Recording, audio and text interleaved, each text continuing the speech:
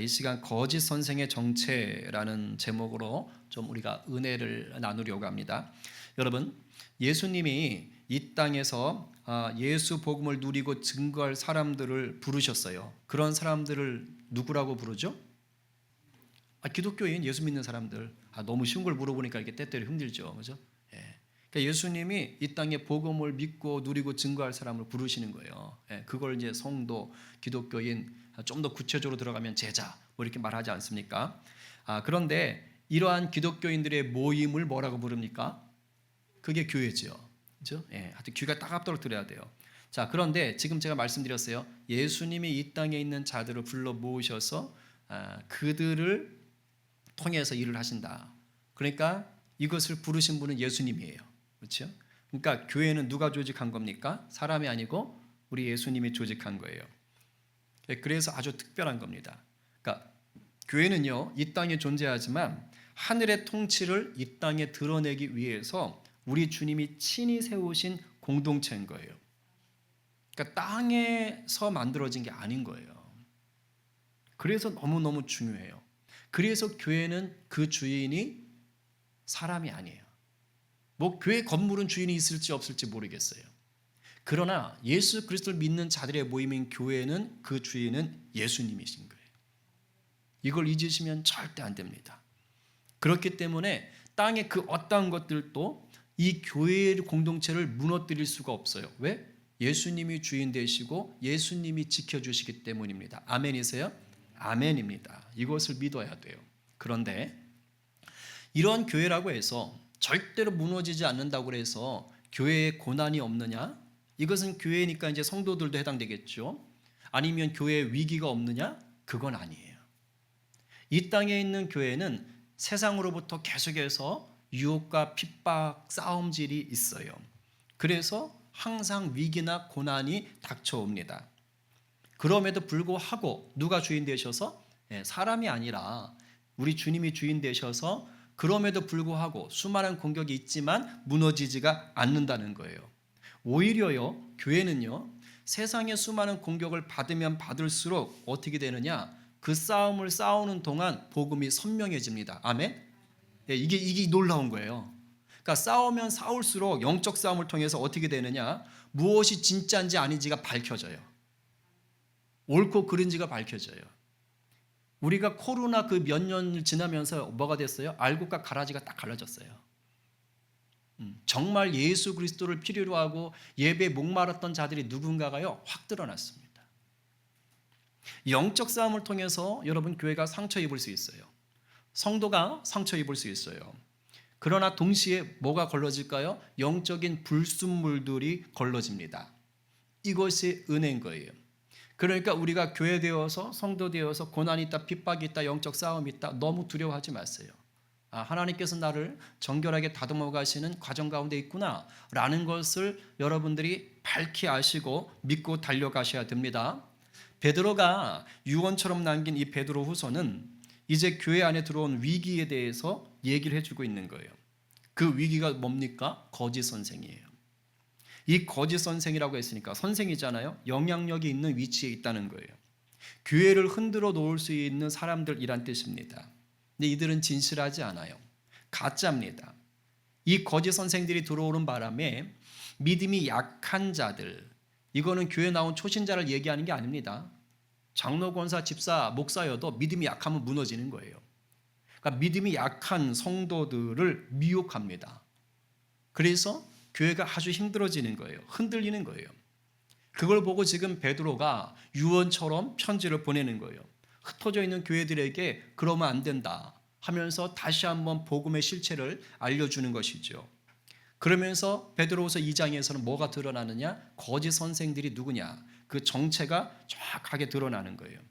그러니까 딱 분별해서 너희들이 싸워 이길 수 있도록 해라 이 말입니다.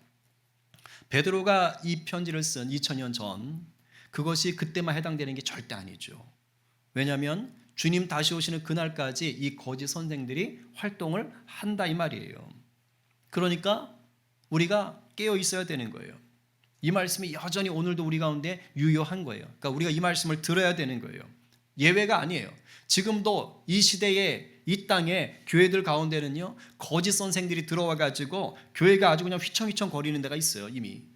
그리고 어떤 교회들은 이 거짓 선생들이 침투해서 교회에 지금 이렇게 활동을 아주 하고 있는 교회들도 있고요. 이제 막 거짓 선생들이 스물스물 피어오르는 그런 교회도 있습니다. 그러니까 정신을 바짝 차려야 돼요. 여러분들이 오늘 이 말씀을 들을 때 과연 그럼 우리 교회는 어떤가? 이 지역사회는 어떤가? 우리나라 교회들은 어떤가? 라는 것을 분별해 볼 수 있어야 됩니다. 그렇지 않으면 어떻게 되느냐? 나도 모르는 순간에 이 거짓 선생의 덫에 다 걸려버리는 거예요. 내가 거짓 선생은 아닐 수 있어요. 그러나 그 거짓 선생의 미혹에 빨려 들어가서 어떻게 되는 거죠? 거짓 선생처럼 살아갈 수가 있습니다. 그러니까 우리가 오늘 이 시간 성령의 좀 말씀하심을 듣고 우리가 깨닫고 중보하고 영적 싸움을 하셔야 됩니다. 오늘 본문이 거짓 선생의 실체를 낱낱이 밝히는데 이것을 좀 잘 듣고 하나님이 특별히 중보할 거리들을 오늘 넣어주실 겁니다. 그러니까 내 문제뿐만 아니라 공동체의 문제와 이 나라의 교회들의 문제를 놓고 여러분들이 오늘은 좀 싸워야 되는 거예요. 특별히 우리가 여름 행사를 앞두고 있는데 우리가 중보하셔야 될 일입니다. 1절을 한번 다시 읽겠습니다. 다 함께 시작. 그러나 백성 가운데 또한 거짓 선지자들이 일어났었나니 이와 같이 너희 중에도 거짓 선생들이 있으리라. 그들은 멸망하게 할 이단을 가만히 끌어들여 자기들을 사신 주를 부인하고 임박한 멸망을 스스로 취하는 자들이라. 여러분, 거짓 선생이 신약 시대에 대해서 갑자기 툭 튀어나온 건 아니에요. 없었던 존재들이 튀어나온 게 아니에요. 뭐라 그래요? 거짓 선지자들이 이미 있었대요. 그러니까 구약 시대의 거짓 선지자들이 바로 이 거짓 선생의 뿌리가 되는 것입니다. 우리는 구약 성경에서 선지자들이 성경 이름이 된 것을 알고 있어요. 뭐 있어요? 이사야, 예레미야, 에스겔, 요엘, 아모스, 하박국 이런 것들 있잖아요. 다 선지자들 이름 아닙니까? 그러니까 선지자들이 굉장히 많았나 보다 우리가 생각을 하지만 좋은 선지자만 있었던 건 아닙니다. 실제로 성경을 찾아보면 우리가 알고 있는 그런 선지자들보다 그들을 대적했던 거짓 선지자들이 더 많았었어요. 여호사밧 시대 때는요, 그 400명의 거짓 선지자들이 전쟁에 나가면 아람과 싸우면 다 이긴다라고 할 때 미가야 선지자 하나만 아닙니다라고 얘기할 정도였어요. 그러니까 이 거짓 선지자들이 엄청 많았던 그런 구약의 시대들이 있었습니다. 그러니까 그런 뿌리들이 신약까지 계속해서 연결되어 있는 거예요. 그게 거짓 선생으로 오는 것이죠. 그런데 이 거짓 선생들에게는 특징이 있다는 거예요. 베드로가 그 특징을 지금 얘기하는 건데 첫 번째 특징이 뭐예요? 그들은 멸망하게 할 이단을 가만히 끌어들여. 이단성입니다. 이단성.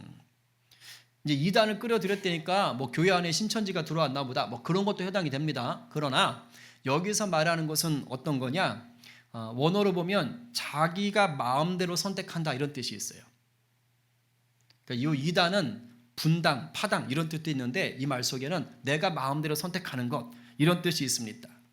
그러니까 거짓 선생들이 뭘 지금 이단이라고 하는 이유가, 이단을 끌어들였다는 이유가 왜 이렇게 말하느냐? 예수 그리스도가 가르쳐 주신 진리가 있지요. 십자가의 구원, 부활, 거룩한 생활, 재림과 심판 이런 것들은 예수 그리스도가 가르쳐 주신 바른 진리, 바른 교리인 거예요. 근데 그것이 아닌 것들을 이 거짓 선생들이 선택했다고요. 자기들 마음대로. 그래서 그걸 끌고 교회로 들어오는 거예요. 그래서 자기가 예수님이 가르쳐주지 않은 걸 가지고 들어와서 그걸 가지고 교회에 와서 뭐 하는 거예요? 성도들한테 사바사바 이렇게 가르치고 있었다는 것입니다. 그러니까 이게 이단인 것이죠. 그러니까 구약시대 선지자들, 거짓 선지자들도 이렇게 했어요. 하나님이 주신 말씀을 전달하는 것이 아니라 자기가 마음대로 조작해 놓은 말을 하나님이 주신 말씀인 것처럼 거짓말했단 말이에요. 이게 거짓 선지자들의 모습이었어요. 근데 거짓 선생의 모습도 똑같다라는 거예요. 그들도 역시 하나님의 예수 그리스도의 진리가 아닌 것을 가지고 자기 마음대로 선택해서 그것을 마치 말씀인 것처럼 버무려 가지고 얘기를 하더라라는 거예요. 그래서 그들이 뭐 하는 거예요? 교회 안에서 세력을 얻으면 교회를 깨버리는 거예요. 흔들어 버리는 거예요. 이게 오늘날 커졌을 때 나가버리면 뭐가 되는 거예요? 우리가 알고 있는 이단이 되는 거예요. 신천지든 여호와의 증인이든 하나님의 교회든 그런 것들이 되는 것입니다. 그러니까 거짓 선생들이 첫 번째 특징이 바로 이 이단적인 것들을 들고 들어왔어요. 그러니 이 사람들이 어떻게 예수님을 주인으로 모실 수가 있겠어요? 거짓 선생들은 애시당초 예수님을 주인으로 모시려고 하지 않아요. 그래서 오늘 본문에서 뭐라 그래요? 자기들을 사신 주를 부인했다라고 그러잖아요. 자기들을 돈 주고 사신 주. 여기 사신은 살아있는이 아닙니다. 돈 주고 샀다는 뜻이에요. 그러니까 자기들을 산 주님을 부인했다. 물론 이들이 교회 안에 들어와서 입으로는 예수님을 그리스도라고 고백을 합니다. 그런데 정작 이들의 삶은 예수님의 법을 따라가지 않는 거예요. 왜? 자기들 마음대로 선택한 게 있으니까. 거짓된 것들을 취하니까. 그러니까 자기 자신이 주인 노릇하고 있는 것이죠. 그러니까 달리 말하면 이단적인 것들 가만히 끌고 들어왔다. 사신 주를 부인한다는 건 이들은 교만하다는 뜻이에요. 그러니까 거짓 선생의 특징 중에 하나가 교만인 거예요. 자기 자신의 주인 노릇하는 거예요. 그러니까 입술로는 예수님 찾고 있는데 마음과 행동은 예수님을 거역하고 있는 것입니다.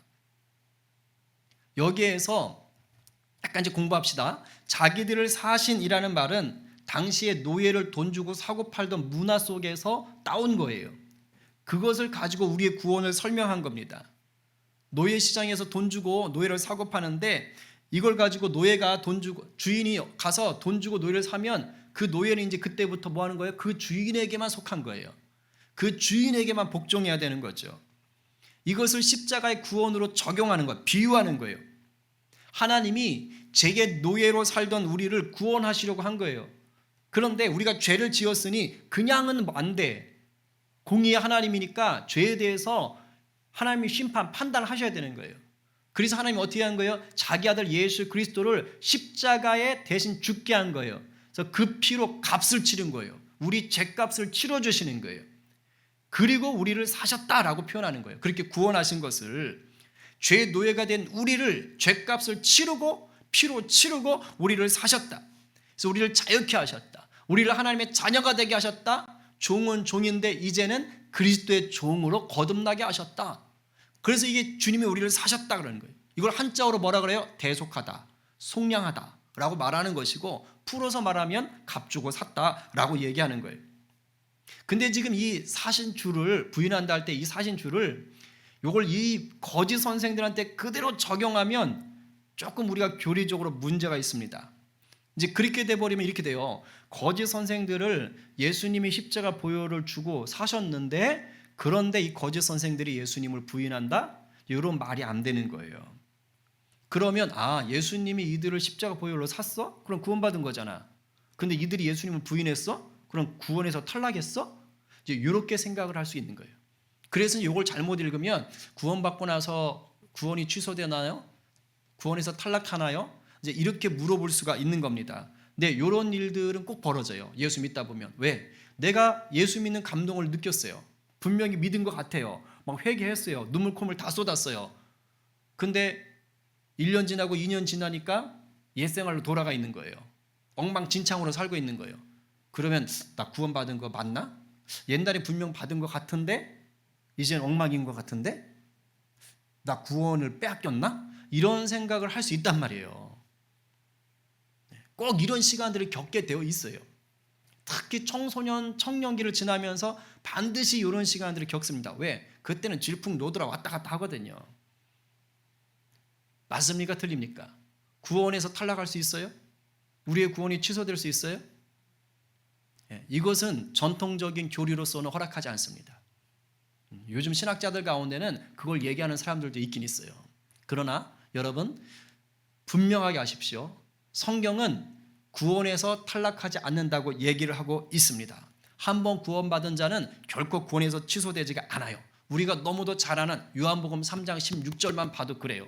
외우는 분은 외우세요. 시작. 하나님이 세상을 이처럼 사랑하사 독생자를 주셨으니 이는 그를 믿는 자마다 그 다음에 뭐하지 않고 멸망하지 않고 그 다음에 영생을 얻게 하려 함이라. 그러니까 예수 그리스도 믿는 자는 멸망한다 안 한다? 안 한다.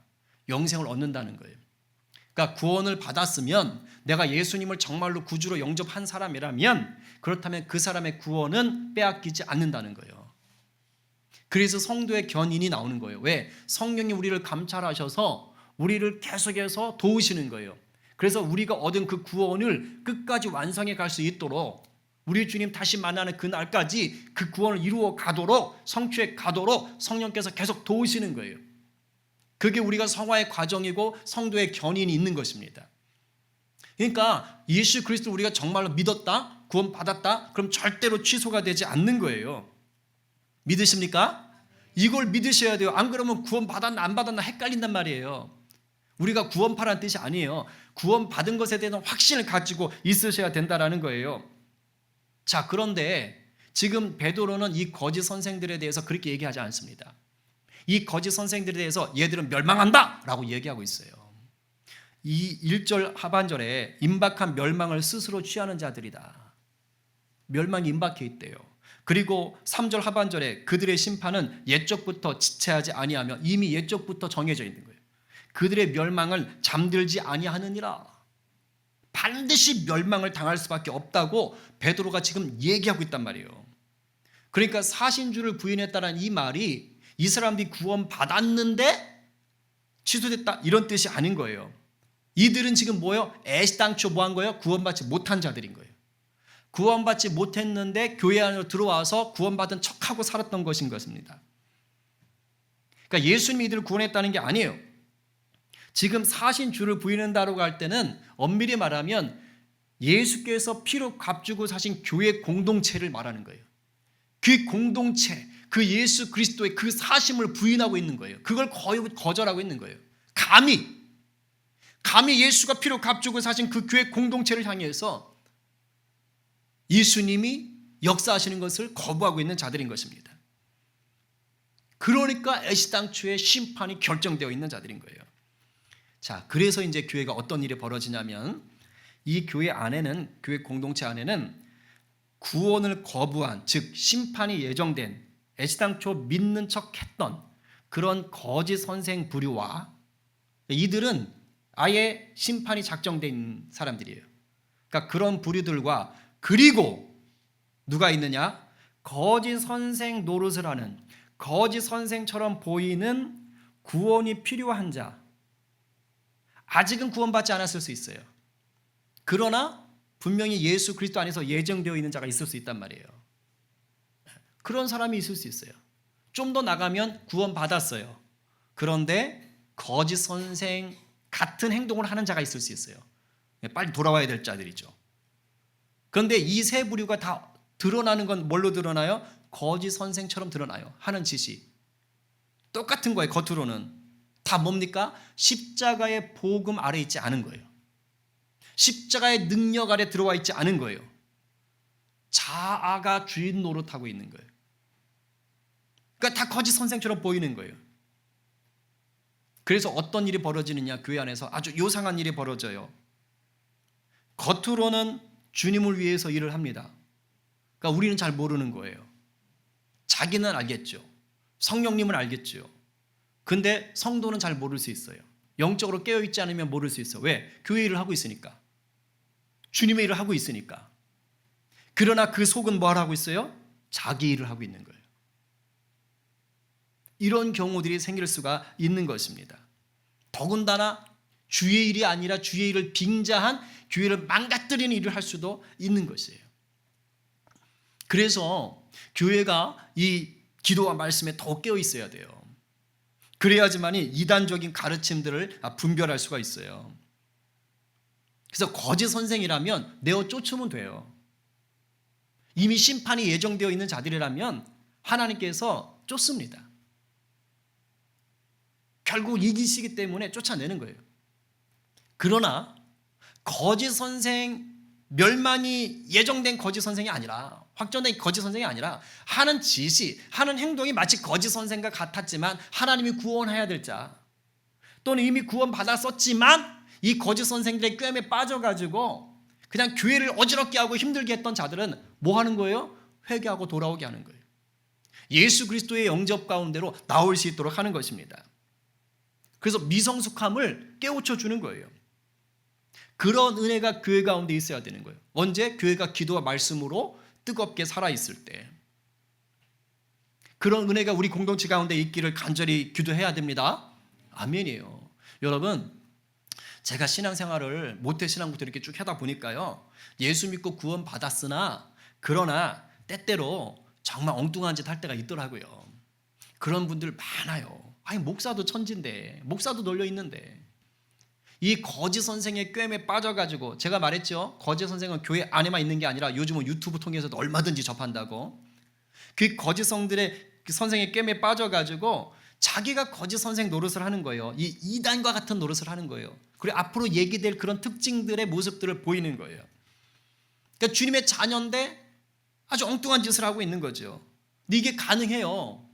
뭐 잘한다는 뜻은 아닌데, 자녀들도 항상 내 마음에 흡족하게 생활하나요? 아니에요. 자녀들도 있잖아요. 이게 자녀가 항상 내 마음에 흡족한 자녀가 아니라 때로는 진짜 남남보다 더한 것처럼 지낼 때도 있는 거예요. 그렇게 힘들게 할 때가 있단 말이에요. 그러나 뭐예요? 내 자녀예요, 내 자녀. 내 자녀라고. 회복되어야 될 내 자녀라고. 하나님 치유하셔야 될 내 자녀라고.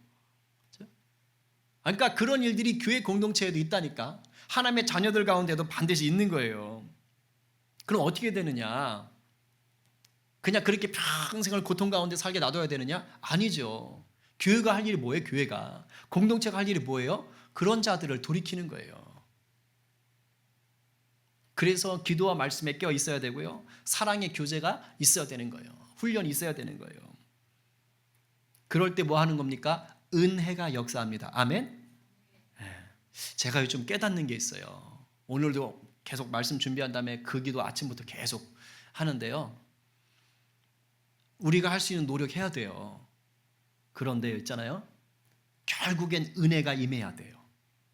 하나님의 은혜가 없이는 아무리 우리가 죽어라 노력해도 답이 없어요. 답이 없어요. 그러니까 기도와 말씀에 하나님의 긍휼을 간절히 구하면 그 공동체는 반드시 은혜가 역사합니다. 그래서 그 은혜가 역사하는 그 공동체에 있는 이 이단아 같고 방탕아 같고 거짓 선생 노력하는 것 같은 그런 하나님의 자녀라든가 하나님 품에 들어와야 될 자들이 그때가 되면 변하는 거예요. 성령이요 딱 누르고 있는 거예요. 못 튀어나가도록 딱 한계를 설정해 놓는 거예요. 그래서 때가 되면 이제 그만 와라 하고 딱 잡아채 주시는 것입니다. 그러니까 어느 공동체든지 예수 그리스도의 교회 공동체는요, 요 이단아 갖고 거짓 선생 노릇하는 완전히 심판이 예정된 자들이 아니라 하나님의 은혜 속으로 들어와야 될 자들이 어디나 있어요. 어디나. 우리 성림 공동체는 있어요, 없어요? 저도 없으면 좋겠어요. 근데 있는 것 같아. 그랬다고 쫓아내요? 아니에요. 교회는 그런 데가 아니에요. 말하잖아. 교회는 1급수가 아니라니까. 교회는 핏물. 다 그럴 때가 있어요. 그래서 은혜를 구해야 돼. 내 가슴은 찢어지고 아픈데 화딱지가 나는데 그래도 은혜를 구해야 돼. 나는 못하니까, 내가 못하니까 이 사람이라도 좀 하도록, 아니면 우리 주님이 하도록 그렇게 은혜를 구해야 돼. 그렇게 구하면 그런 교회를 통해서 하나님의 일을 하시는 줄로 믿습니다. 정말 그런 은혜를 체험하는 우리 공동체 되기를 간절히 바랍니다. 아멘이에요. 이런 거짓 선생들의 세 번째 특징이 뭐냐? 방탕입니다. 이게 이단성을 보이고 그 다음에 이제 자기가 자기 멋대로 아주 그냥 교만하게 하고 하는데 그 다음이 이제 방탕인데, 예수님을 주인 삼지 않고 예수님의 뜻을 따라가지 않으니까 뭘 붙잡죠? 다행스럽게 세상적인 걸 붙잡을 수밖에 없어요. 이 땅의 것은 쇠하고 썩어지고 더러운 것들이거든요. 상반절에 보니까 뭐라 그래요? 2절 상반절에 여럿이 그들의 호색하는 것을 따른다. 여기서 여럿이라는 것은 거짓 선생들이 호색하는 것을 막 조장하는 거예요. 부추기는 거예요. 그거에 넘어간 사람들이에요. 저 여럿은. 그러니까 믿음이 약한 성도들인 거죠. 그럼 여기서 호색이 뭡니까? 색을 좋아한다 이 뜻이죠. 그래서 이것은 성적인 음란한 것들, 방탕한 것들을 말하는데 이게 종교와 관련이 있는 거예요. 당대 문화로 보면. 왜냐하면 이방인들이 자기가 섬기는 우상한테 이 제사 지낼 때 우리가 뭐 배운 분들은 알겠지만 그들의 그 우상 숭배 속에, 제사 속에, 의식 속에 뭐가 있어요? 음란함이 있어요. 성적인 행위들이 있는 거예요. 그래서 그 제단에는 아예 그걸 전문적으로 하는 종교적인 이 몸을 다루는 사람들이 있는 거예요. 그러니까 그런 일들이 벌어지고 그 다음에 술 취하고 막 춤추고 막 이러면서 아주 난잡한 일들이 벌어지는 거예요. 그런 의식들이 있는 거예요. 지금 그걸 얘기하고 있는 거예요. 그러한 방탕한 것들이 지금 있는데 이 바깥에서 들어온 자들, 아까 말했잖아요. 이단성이 있다 그랬잖아요. 거짓 선생들은. 그러니까 자기들이 들어올 때 스스로 마음에 취하는 것들이 뭐예요? 이방 우상 숭배하는 거 보니까 그런 게 있는 거예요. 야, 그거 괜찮아 보이는데? 그러니까 그런 것들을 가지고 가만히 들고 들어오는 거예요. 그래서 교회 가운데서 하나님의 임재 속으로 들어가면 이렇게 해야 되는 거야 라고 지금 뭐 하는 거예요? 꼬드기는 거예요. 원래 종교마다 그런 게 다 있어요. 불교도 밀교라 그래가지고 아주 이런 성적으로 이렇게 들어가는 것들이 있고 그럽니다. 그러니까 종교적으로 이게요, 이걸 악용하는 자들이 반드시 있는 거예요. 이 마귀가 이런 짓을 하게 만드는 것입니다. 쾌락의 문화를 부추기는 거예요. 이게 전형적인 이단의 특징입니다. 이단들의 특징은 100% 뭐냐? 음란함. 반드시 있어요. 그 혹시 JMS 정명석 이거 떠돌아다니는 그 이렇게 춤추는 거 보신 적 있어요? 영상? 제가 봤는데 하여튼 이 사람은 이 성경이 말하는 이 음란함, 이 호색을 따라가고 여럿을 호색하게 만드는데 아주 그냥 샘플인 것 같아요. 대표적인 것 같아요. 그러니까 제가 본 영상은 뭐냐면 거기 2인자가 있던데 어떤 여자가, 그러니까 여자들이 한 20명 정도 나오는 거예요. 그리고 이렇게 불이 번쩍번쩍 거리는 데서 춤을 추는데 다 무슨 비키니 같은 걸 입었는데 번쩍번쩍 빛나는 거 있잖아요. 뭐 이렇게 반짝반짝 빛나는 거 있고 막 거기서 그 정명석이 앞에 앉아 있어. 그래 그 앞에서 막 춤을 추고 있는 거예요. 그리고 거기 뭐 실세라고 하는 그 2인자인가? 그 여자가 또 앞에 나서 먼저 막 쳐보고 나 잘 쳤니? 막 이러면서 자기들끼리 막 또 얘기하고 있고. 이 차마 이게 눈 뜨고 볼 수 없는 짓을 그 짓을 하고 있는 거예요. 뭐 하고 있는 거예요? 그들은 종교 의식처럼 하고 있는 거예요. 그렇게 해야 나의 교주님을 기쁘게 해드린다고 생각을 하는 거예요. 무슨 기쁨조도 아니고. 그런 영상들이 버젓이 지금 돌고 있는 겁니다. 그러니까 이러한 일들이 벌어지고 있는 거예요. 이단들 안에. 근데 문제는 지금 이게 교회 바깥에 떨어져 있는 이단을 얘기하는 게 아니란 말이에요. 베드로는 교회 안에 지금 이렇게 들어와 있다는 거예요. 교회 안에. 근데 오늘날 이 땅의 전통적인 교회들도 지금 이러한 문제를 갖고 있단 말이에요. 왜요? 호색하게 만드는 거짓 선생들의 영향력이 일반 교회들 안에도 침투해 있기 때문이에요. 그래서 교회 리더십이라는 자들이요, 예수 그리스도를 주인 삼지 않잖아요. 이 거짓 선생들처럼 주인 삼지 않고 자기들이 왕 노릇하게 되면, 예수님을 주인 삼지 않으면 교회 리더는 반드시 자기가 왕이 됩니다. 반드시 변할 수밖에 없어요. 반드시 변질돼요. 그러면 꼭 이런 일들이 벌어집니다. 꼭 이런 일들이 벌어지는 거예요. 정명석이만 그런 게 아니에요. 우리 뉴스에서 자주 보잖아요. 그 목사로서 마치 그 종교적 영향력, 신적인 영향력을 가지고 그 뭐라 그래요? 그 무슨 용어가 있던데 그 사람을 계속 이렇게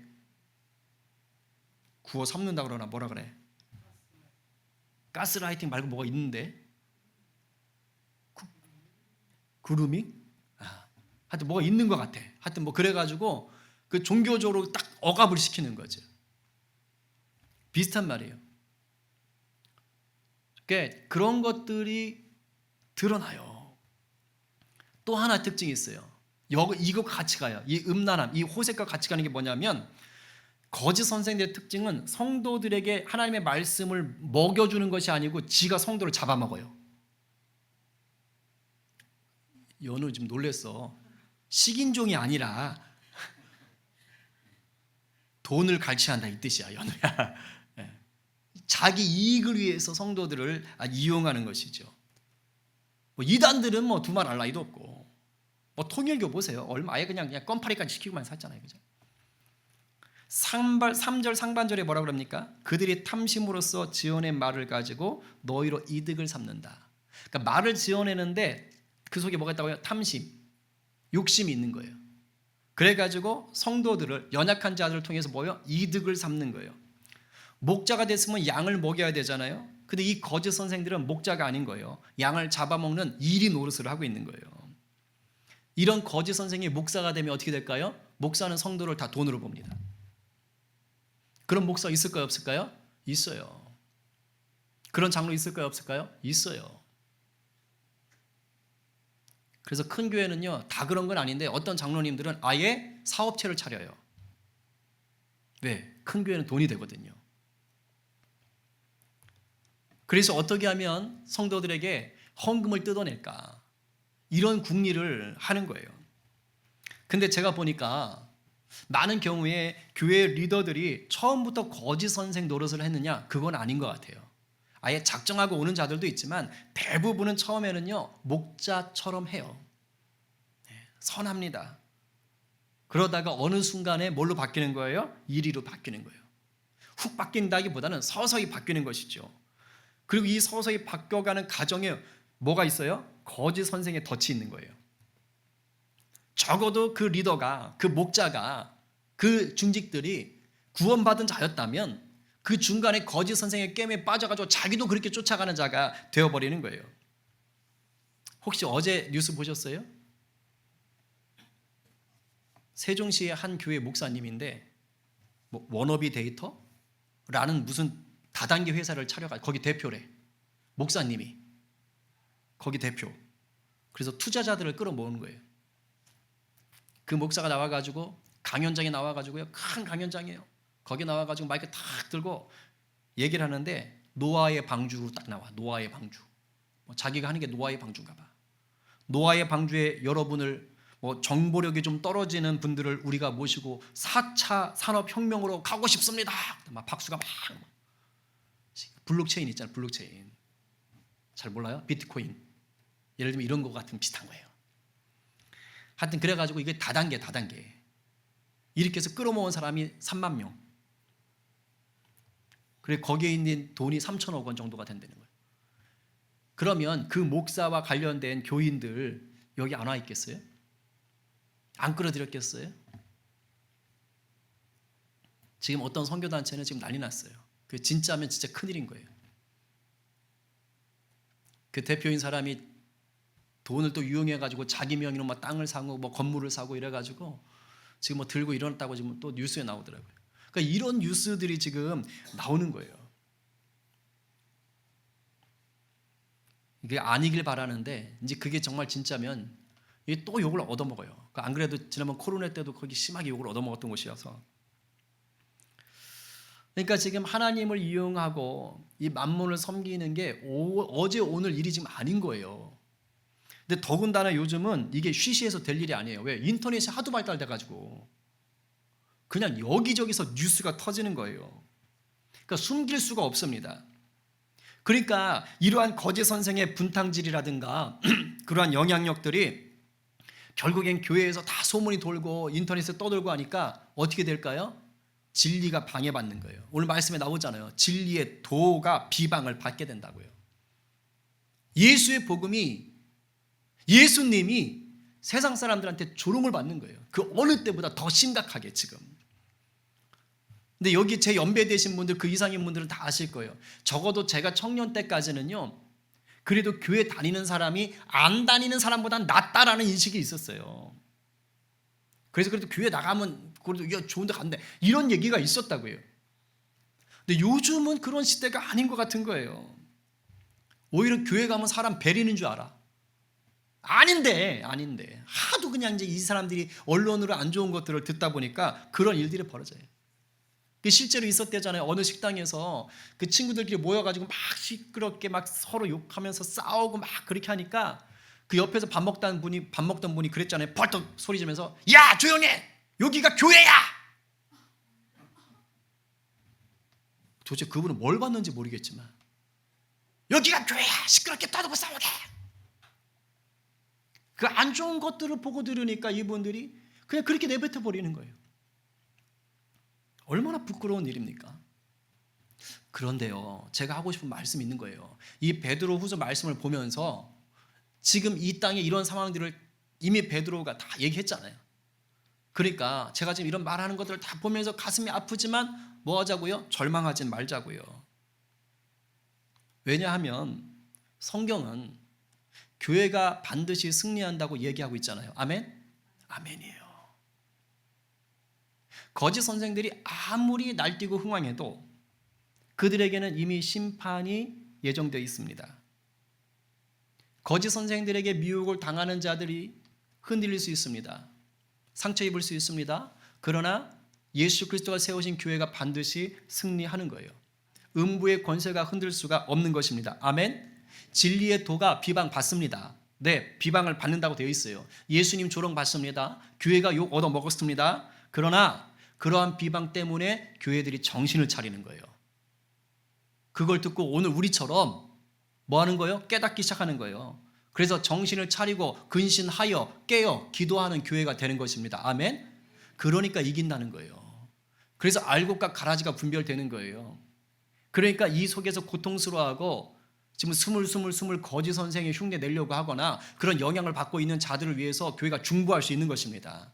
살려달라고 부르짖게 되는 거예요. 그래서 주님이 도와주시는 것입니다. 지금 우리 교회가 여름 성경학교 이런 캠프를 두고 있잖아요. 우리가 뭐 전도도 한다 그래요. 지금 여름 성경학교 아이들 하려고 한다 그래요. 진리의 도가 비방받고 있는 시대이기 때문에요. 뭐 나가서 하기도 쉽지 않아요. 눈앞에서 막 구겨가지고 버리는 사람들도 있습니다. 근데 낙심할 일이 아니에요. 어차피 그런 사람들은 계속 있어요. 그러니까 잠잠하실 필요도 없어요. 성령이 오늘 다 알려주셨어요. 깨닫게 하셨어요. 그러니까 우리가 깨어서 말씀과 성령으로 무장하시면 되는 거예요. 시대가 이럴수록 더 시퍼렇게 살아있는 성도들은 생기는 거예요. 전쟁은 사람의 많음에 필요 없습니다. 예수 그리스도 능력에 붙들린 자들에 의해서 영적 전쟁은 판가람이 나는 것입니다. 그러니까 진리의 도가 비방받는 이 시대 속에서요, 누가 이겨요? 진리를 붙잡은 자가 이기는 거예요.